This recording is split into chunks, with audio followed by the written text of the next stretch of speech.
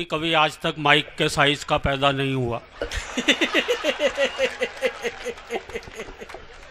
और लंबे आदमियों के साथ तो अक्सर दिक्कत हो जाती है। मुझे तो ध्यान है, एक बार सब्जी वाले के पास गया, मैंने कहा नींबू क्या भाव दिए, उसने कहा बैठ के देखो संतरे हैं।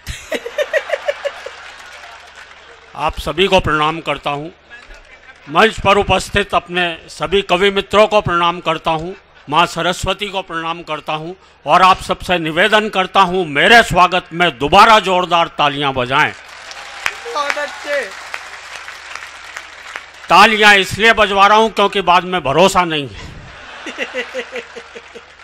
एक दो छोटी छोटी कविताएं मैं भी आपको सुनाऊंगा, पसंद आएंगी ठीक है, नहीं तो 3-4 और सुनाऊंगा।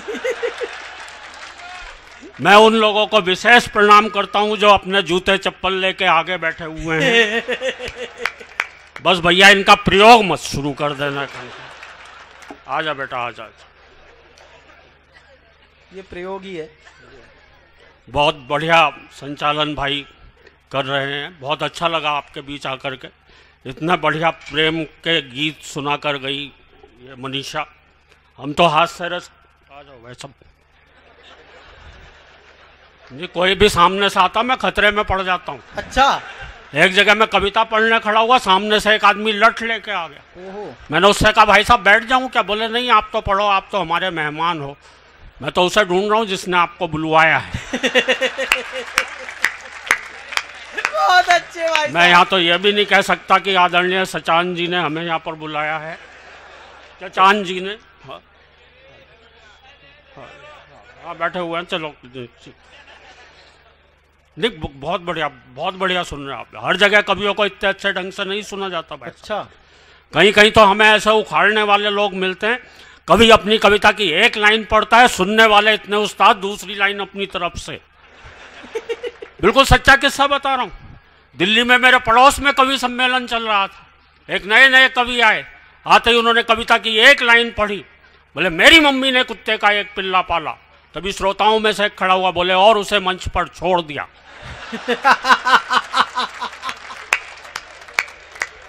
ये तालियां बजाने वाली बात नहीं थी, क्योंकि ये कविता मैंने नहीं सुनाई थी, किसी और ही कवि ने सुनाई थी, यहाँ पर भी नहीं है। पर इस तरह की दिक्कतें अक्सर हमारे साथ आती रहती हैं। हमारे एक गीतकार एक जगह गीत पढ़ रहे थे, धरा बेच देंगे गगन बेच देंगे। तभी एक खड़ा हो गया, बोले भैया ये बता दे फिर कहाँ रहेंगे? जब सारी चीजें बेच दोगे तो। अभी मैं पिछले दिनों जेल में गया। जेल में? हाँ जेल में, वहाँ कवि सम्मेलन था। अच्छा। और एक बहुत बारीक बात आप तक पहुँचा रहा हूँ, आप तक पहुँचे तो आपकी तालियां उठनी चाहिए। जेलर महोदय ने कवि सम्मेलन करवाया था और ये सोच के करवाया था कि शायद कैदियों की सजा में थोड़ी बहुत कमी रह गई है। बहुत अच्छे भाई साहब। बोले इसलिए ना सबको कविताएं सुनवाई जाएं। अच्छा नीचे सारे कैदी बैठे हुए थे लाइन लगाए हुए। एक कवि है वीर रस के थे, बड़ी जोर से चीखते हुए बोले आदमी यूं हालातों में जकड़ा ना जाता, आदमी यूं हालातों में जकड़ा ना जाता। नीचे एक चोर कैदी बैठा था, बोला भैया कुत्ते की पूंछ न दबती तो मैं पकड़ा ना जाता। हमें तो ऐसी जगह जाकर के भी कविताएं सुनानी पड़ती हैं। आप लोग तालियां बजाएं दोस्तों, मैं शुरू होता हूं। बहुत ही बढ़िया सुन रहे हैं वाकई में। ये प्रेम प्यार के गीत पढ़े, हम तो हाथ से रस के कवि लिख भी नहीं सकते भाई साहब ऐसा। अच्छा। सही बता रहा हूँ। हमारे तो एक दोस्त ने लिखने की कोशिश की, शेरो शायरी। ये आपने ट्रकों पे तो बहुत सारी देखी होगी। हाँ। हमारा ये चिराग जैन तो ट्रक पढ़ पढ़ के कवि बन गया। ट्रक पढ़। वो हमारे एक दोस्त ने लिखने की कोशिश की कि सब कुछ लुटा दिया तेरे प्यार में सितमगर। हाय हाय क्या कहने भाई साहब। देखो पहली लाइन क्या शानदार बनाई उसने। सब कुछ लुटा दिया तेरे प्यार में सितमगर, एक भैंस बच गई थी वो आज बेच दी है।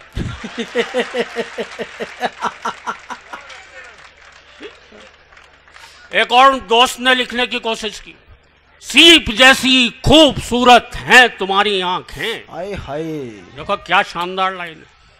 सीप जैसी खूबसूरत हैं तुम्हारी आंखें, जी करता है फोड़ के मोती निकाल लो। हमारे तो हाथ से रस के कभी। अभी मैं आ रहा था, मेरे आगे आगे एक मेटाडोर जा रही थी। ये शेर व शायरी रेडीमेड मिलती भाई साहब। जो शेर लिखा हुआ था मैं पढ़ के बहुत देर तक हंसा। शायद ड्राइवर ने अपनी भावनाओं को व्यक्त कर रखा था। उस शेर में लिखा हुआ था, हम भी प्यार करते थे, चांदनी से दिल लगाने लगे, अपनी किस्मत ही खराब थी, मेटाडोर चलाने लगे। बहुत अच्छे। दिल्ली में एक ऑटो के पीछे शेर देख लिया, वो भी बड़ा प्यारा शेर था। लिखा हुआ था, दिल के अरमा आंसुओं में बह गए, दिल के अरमा आंसुओं में बह गए, वो मुस्कुरा कर चल दिए, हम गियर बदलते रहे। हंसी की बात है, चारों तरफ बिखरी पड़ी। तो वाकई, और ये तो अभी बुलाते हुए मेरे से ज्यादा परिचय तो मेरे सिर का दिया। हाँ, बता रहा था कि जिनके सर पे पत्नी हाथ फेरती है, बाल ऐसे हो जाते हैं। कुछ लोग मेरे जैसे बैठे हुए हैं, मैं उनका दर्द समझ रहा हूँ दोस्त। आप चिंता मत करो, आप सबकी तरफ से जवाब है मेरे पास। दोस्तों, मुझे इस भाई चिराग जैन से बहुत सहानुभूति है। अच्छा। कि इसके सर पे कभी इसकी पत्नी ने हाथ नहीं फेरा। मैं तो इससे कहना चाहता हूं, भैया चिराग, कभी कभी सिर पे पत्नी से भी हाथ फिरवा लिया करो, वरना कुछ दिनों में भालू हो जाओगे। भालू के रूप में यह संचालक करता हुआ कैसा दिखाई देगा। दरअसल क्या है, ये बालों वाले कवि भाई साहब हम गंजे लोगों से चिढ़ते हैं। अच्छा। हाँ, जलते हैं। अच्छा। इनसे हमारे सुख नहीं देखे जाते। सुख? गंजे व्यक्ति को क्या क्या सुविधाएं प्राप्त होती हैं। देखो, बारिश की पहली बूंद कब गिरी, ये मौसम विभाग से भी पहले हम लोगों को पता चलता है। एक दिक्कत होती, सुबह सुबह उठते तो ये पता नहीं चलता मुंह कहां तक धोए। एक बार तालियां बजा दे दोस्तों, मैं शुरू होता हूं। वाकई में बहुत बहुत बहुत बधाई देता हूँ, इतना बढ़िया सुन रहे हैं आप लोग। एक दो कविताओं से शुरुआत करता हूँ और हम जी, अभी तो यहाँ मैं आया यहाँ पे, तब वो एमएलए साहब भाषण दे रहे थे, बहुत अच्छा भाषण दिया उन्होंने। मैं एक भाषण उनको भी सुनाना चाहता। नहीं, मच्छर चला गया और कुछ नहीं हुआ। पानी पी लो, अंदर चला जाए। मैं बता रहा हूँ, कोई कोई नेता भाषण देते देते इतना परफेक्ट हो जाता भाई साहब, वो किसी भी विषय पे बोल सकता है। आपको भी आनंद आएगा एमएलए साहब इस भाषण में। 1 मिनट का एक ऐसा भाषण सुनाना चाहता हूँ। हुआ क्या कि मेरे मोहल्ले में एक वाटर टैंक बना, उसका उद्घाटन करने जो नेताजी आए, उन्होंने क्या मजेदार भाषण दिया। बोले, भाइयों, ये जो आप वाटर टैंक देख रहे हैं, इसमें वाटर भरा जाएगा। टैंक तो हमारी फौज में भी होते हैं, पर उसमें वाटर नहीं भरा जाता। वाटर यानी पानी। अच्छा। जैसे नई बात बता रहे हो। पानी 2 प्रकार का होता है, एक साफ पानी, एक गंदा पानी। गंदे पानी में कमल खिलता है। कमल का एक फूल होता है, फूल तो गुलाब का भी होता है। गुलाब के फूल से गुलकंद बनता है। गुलकंद पेट साफ करता है। वाटर टैंक से पेट साफ करने तक आ गए। पेट तो खरबूजा भी साफ करता है। खरबूजा खरबूजे को देखकर रंग बदलता है। रंग सबसे बढ़िया जर्मनी के होते हैं। जर्मनी वो जहां हिटलर हुआ था। हिटलर वो जिसने वार की थी। वार 8 प्रकार के होते हैं, सोमवार, मंगलवार, बुध। बहुत अच्छे। वार 8 प्रकार के होते हैं, सोमवार, मंगलवार, बुधवार, बृहस्पतिवार, शुक्रवार, शनिवार, रविवार और वर्डवार। वर्ड यानी दुनिया। दुनिया गोल होती है। गोल तो रसगुल्ला भी होता है। रसगुल्ला खाने से प्यास लगती है। प्यास को पानी बुझाता है। पानी को अंग्रेजी में वाटर कहते हैं, और उसी के लिए वाटर टैंक बनाया गया। बहुत अच्छे। पता नहीं कहाँ से शुरू करके कहाँ खत्म करें। आप लोग बड़े मन से बैठे हुए हैं। सीधे सीधे एक कविता आपको सुनाना चाहता हूँ। मेरे भीड़ में तरह तरह की स्थितियाँ होती हैं। मैंने भीड़ में से बहुत हास्य निकालने की कोशिश की है। मुझे ध्यान है, एक कवि सम्मेलन में गया, इतनी भीड़ थी। एक आदमी ने पान खा रखा था अपने बगल वाले से बोला यार मुंह में पान की पीक है, कहाँ थूकूं? बगल वाला बोला किसी की जेब में थूक दे। उसने कहा नहीं यार उसे पता चल जाएगा। बगल वाला बोला जब मैंने तेरी जेब में थूका था तो तुझे पता चला था क्या? तरह तरह से हाथ से निकल के आता है। अच्छा दिल्ली है, बम्बई है, कलकत्ता है, ये तो इतने बड़े बड़े महानगर हो चुके हैं, वहाँ पर इतनी भीड़ हो चुकी है, इतनी आबादी बढ़ चुकी है। भाई साहब मुझे तो ध्यान आ रहा है, एक बार एक गांव का कुत्ता पहली बार बम्बई गया, तो बम्बई वाला कुत्ता उसे स्टेशन पर रिसीव करने आया। अच्छा हाँ आते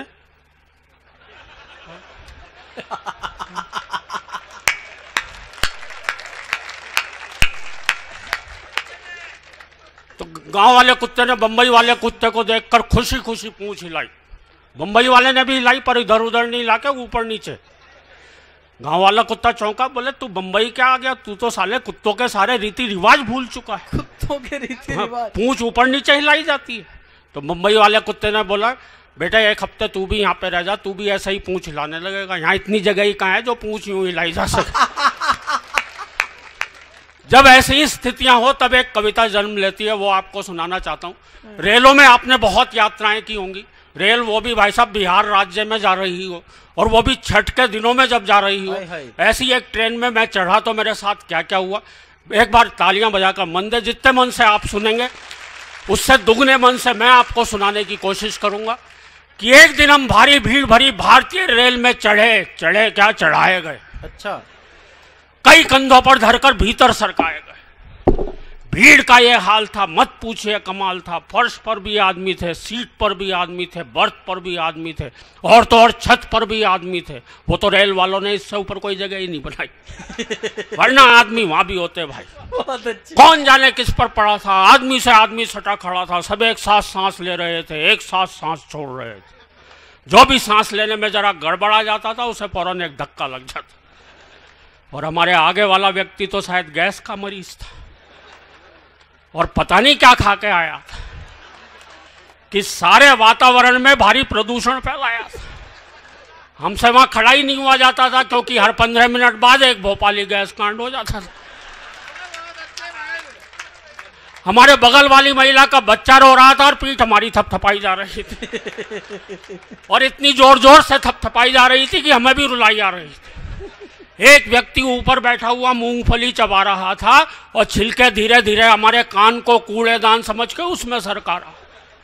मूंगफली तक तो मैं चुप था भाई, पर जैसे ही उसने सिगरेट सुलगाई मैंने अपना सर वहां से फौरन हटा लिया। भाई कहीं एक्स्ट्रा समझ के ही ना बुझा दे। तालियां बजाओ तो मन से बजाओ दोस्त। बहुत अच्छे। हमारे पीछे वाले व्यक्ति ने शायद न्यूटन का गुरुत्वाकर्षण का सिद्धांत ही नहीं पढ़ा था, इसलिए अपना पूरा का पूरा संदूक अपने सिर पर ही लिए खड़ा। हमारे बगल वाले दूसरे व्यक्ति ने शायद न्यूटन को कुछ ज्यादा पढ़ रखा था, इसलिए आधा संदूक हमारे कंधे पर रखा। रेल में भीड़ इस कदर थी भाई कि हाथ को मुंह तक भी नहीं देता था दिखाई। मुझे तो तब बड़ी हंसी आई जब एक व्यक्ति ने अपनी बीड़ी मेरे मुंह में लगाई।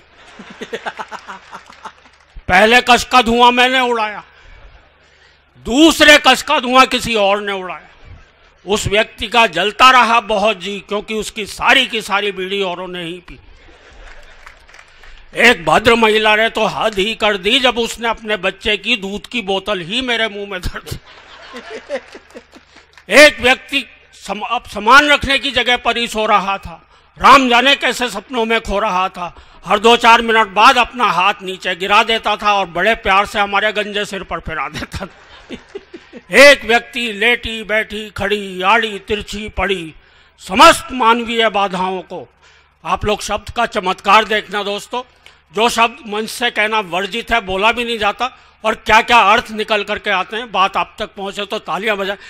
एक व्यक्ति लेटी बैठी खड़ी आड़ी तिरछी पड़ी समस्त मानवीय बाधाओं को बड़ी वीरता से पार करता हुआ आ रहा था, क्योंकि उसे आ रहा था। भाई बहुत अच्छे भाई साहब। लेकिन वो जा नहीं पा रहा था, क्योंकि वहां कोई और जा रहा था। हमारे बगल वाली महिला का बच्चा अब भी रो रहा था, हमारी पीठ अब भी थपथपाई जा रही थी, और तो और वो साथ साथ लोरी भी गा रही थी, सो जा मोहन प्यारे सो जा। इतनी पिटाई के बाद मैंने खुद को ही मोहन समझा, मैं खड़े खड़े ही सो गया।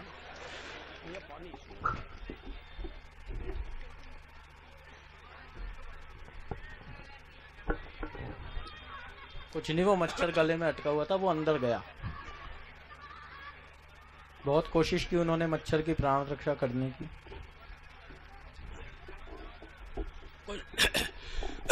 एक बार तालियां बजाए मन दे दोस्तों। जब मेरी आंख खुली तो एक व्यक्ति ने मुझसे कहा, भाई साहब आज तो ट्रेन हवा से बातें कर रही है। मैंने कहा क्यों मजाक करते हो भाई, ट्रेन तो बड़ी धीरे धीरे चल रही है। वह बोला, हवा भी तो बिल्कुल नहीं चल रही है। एक जगह ट्रेन ने 4 घंटे का समय गुजार डाला तो एक नए नए दूल्हे से बर्दाश्त नहीं हुआ वो गड़बड़ घोटाला। आप लोग दृश्य का आनंद लेना। फौरन जाकर ड्राइवर से बोला, भाई साहब अगर आप गाड़ी इसी तरह से चलाते जाएंगे तो हम तो मारे जाएंगे। हम तो अपने स्टेशन पर अपनी दुल्हन और शायद एक आध बच्चे समेत ही उतर पाएंगे। एक व्यक्ति बोला, भाई साहब मेरे मामा के फूफा जी ने मुझे कल ही एक कंपनी में नौकरी दिलवाई है, वो परसों मुझे आगरे में ज्वाइन करवाएंगे। दूल्हा बीच में ही चिढ़कर बोला, वहां तो आप रिटायरमेंट के टाइम ही पहुंच पाएंगे। बहुत अच्छे। और उस ट्रेन के लेट होने की बात आपको क्या क्या बतलाएं, क्या क्या समझाएं। हम ऐसी ही एक ट्रेन से उतरकर सीधे यहाँ आए हुए हैं और आप विश्वास मानिए हम पिछले साल वाले कार्यक्रम के बुलवाए हुए हैं। बहुत अच्छे भाई कविता साहब। समाप्त हो गई, तालियां बजा दीजिए। बहुत बहुत धन्यवाद।